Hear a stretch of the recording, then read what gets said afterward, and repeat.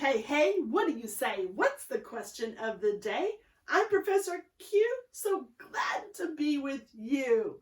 So, I would like for you to think about the question I had in my previous video.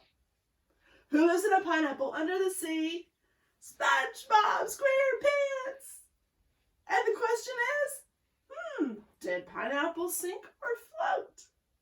Well, as you evidenced and observed, what happened to all of those different fruits and vegetables?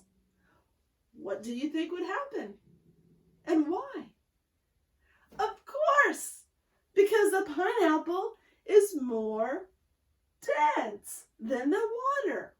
Well, pineapples kind of do float, but Mr. SpongeBob's has its own special uniqueness, whereas it has holes in the pineapple house. So therefore, holes allow for the water to rush in and make that pineapple sink. Good thinking. Well, talking about pineapples under the sea, I would like to introduce to you my little friend Squeaky. So, hi Squeaky, how are you doing today? Squeaky is a little shy at this time.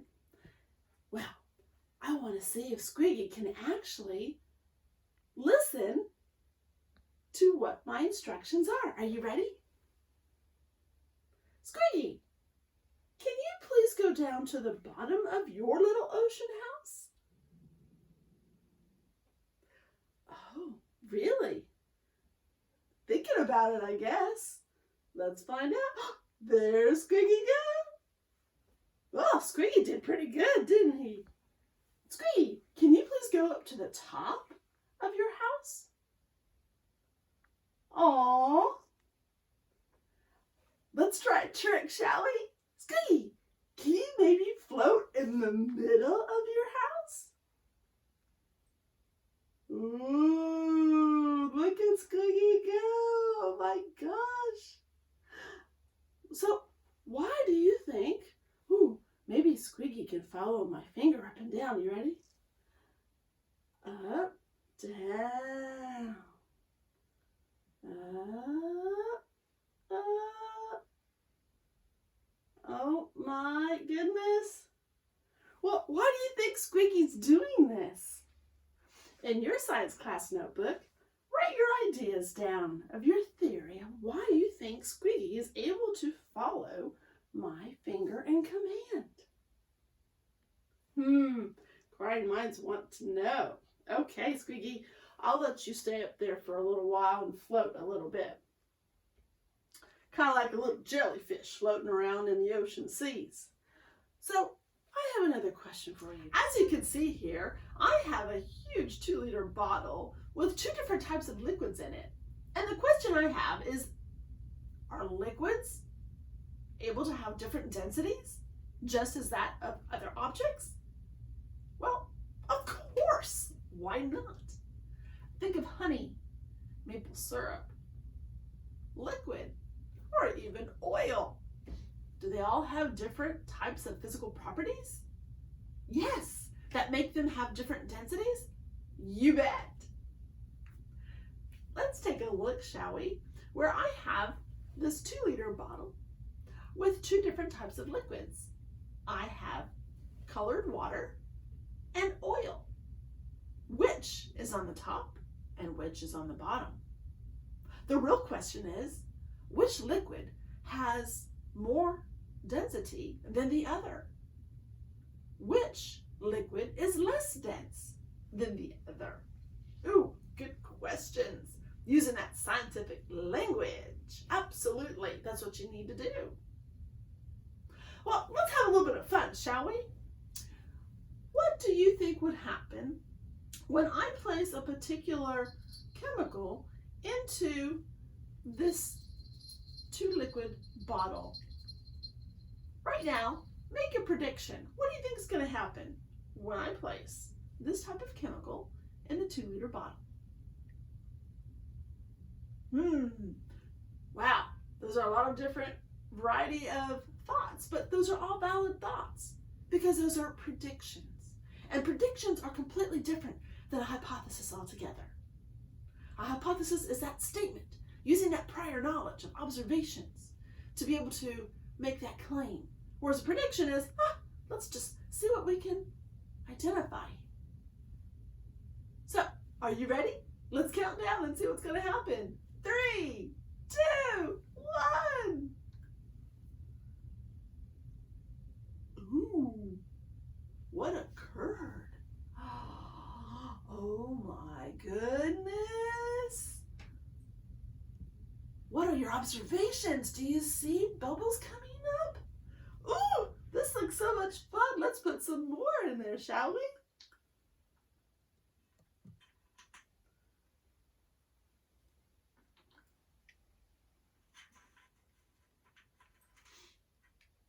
At this time, why don't you go ahead and illustrate what you are observing and compare to what you thought your prediction was going to be.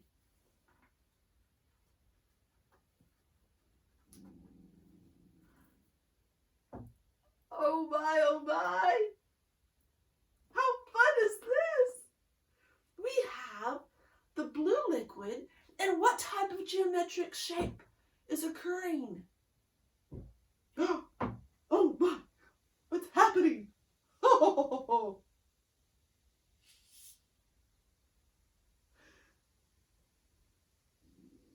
Can you hear that fizz? Ooh.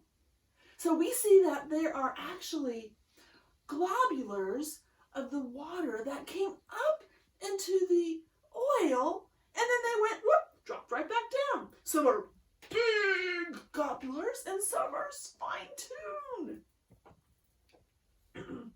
Does this remind you anything you could think of? Did I hear someone say, lava lamp? You're right. This was simulating a lava lamp.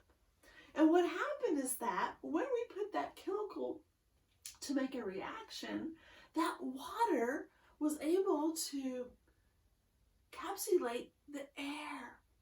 And it became lighter, less dense, to float up to the top, even throughout the oil.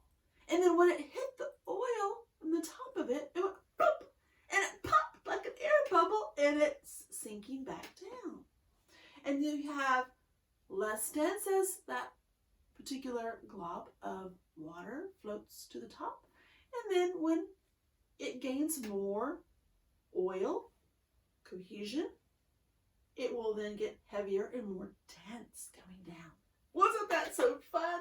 That's awesome. Well, you too can make a lava lamp. All you need is some oil, some water, food coloring, and what was that chemical you would say? A little bit of CO2, otherwise known as Alka-Seltzer. That helps. But how fun is that to play with? Well, let me ask you this question. So we have an evidence here of some density.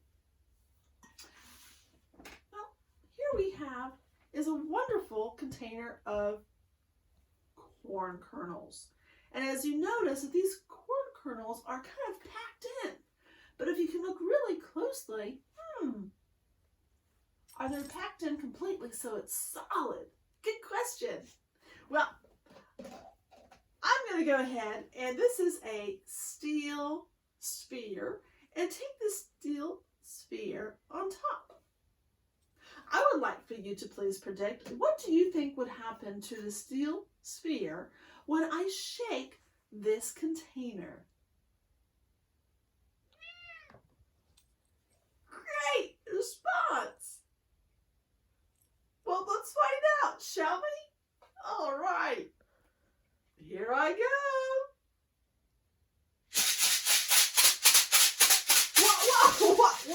What in the world just happened here? Oh my goodness. What happened to the steel sphere? It turned into a ping pong ball. Whoa! How did that happen? figure that one out. Go ahead and write your thoughts in your science class notebook now.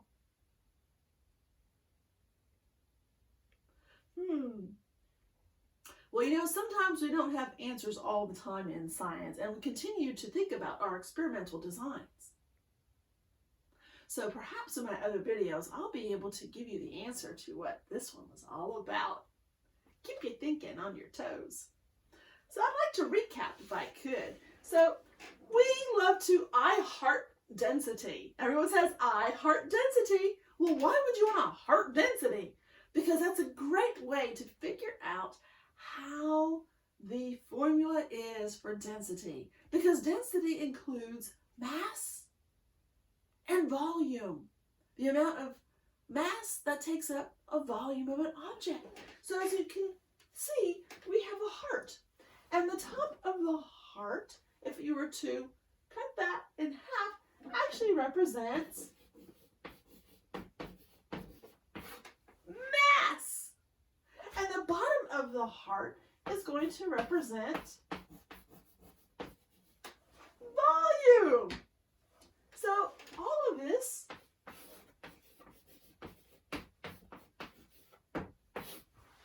is under the umbrella of density. So keep smart, not so dense. Figure out what are some objects that have different types of densities and their reactions due to their physical properties. And once again, I will close. Everyone, say bye to Squeaky. There Squeaky goes. So, if you enjoyed this video, please like, subscribe, and hit that notification button. And don't forget, good, better, best. Never let it rest till the good gets better and the better gets